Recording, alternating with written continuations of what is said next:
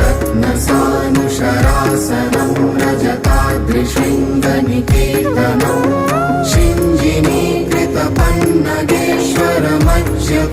शिञ्जिनीकृतपन्नगेश्वरमज्जगानलसायकं क्षिप्रदग्धपुरत्रयं त्रिदशालयैरभिवन्दितं चन्द्रशेखरमाश्रये मम किं करिष्यति वै यमः पञ्चपादपपुष्पगन्धिपदाम्बुजद्वयशोभितम्